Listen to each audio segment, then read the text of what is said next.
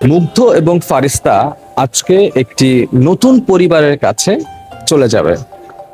আমার পেছনে হচ্ছে বাংলাদেশ নবজাতক হাসপাতাল এবং এখানটার একটা ভিডিও আপনারা দেখেছিলেন এবং জানতে চেয়েছিলেন যে আসলে বাচ্চা দত্তক নিতে গেলে কিভাবে নিতে হবে।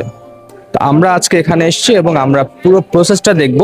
এর আগে আইনি যে জটিলতা ছিল, যেভাবে একটি আদালতের মাধ্যমে একটা বাচ্চা বা শিশুকে অন্য একটি পরিবার দত্তক নিতে পারে, সেই প্রসেসটি শেষ হয়েছে এবং আজকে এখানে আমরা এসেছি মুগ্ধ এবং ফারিস্তাকে নতুন একটি পরিবার ওই আদালত থেকে, যে পরিবার তাদেরকে নেয়ার মতো যে আহ, যতগুলো ক্রাইটেরিয়া থাকে সেগুলো ফুলফিল করেছে, তাদের কাছে আজকে মুগ্ধ এবং ফারিস্তাকে হস্তান্তর করা হবে। পুরো প্রসেসটা আপনাদের দেখাবো, অবশ্যই সঙ্গে থাকবেন এবং পরবর্তী ভিডিওগুলোতে আমরা একটু শুনবো নতুন যে পরিবার কিভাবে পেলেন, মুগ্ধ ফারিস্তার অবস্থা এখন বর্তমানে কেমন, তারা কতটুকু বড় হয়েছে, সবকিছু থাকবে পরবর্তী ভিডিওগুলোতে। ধন্যবাদ সবাইকে।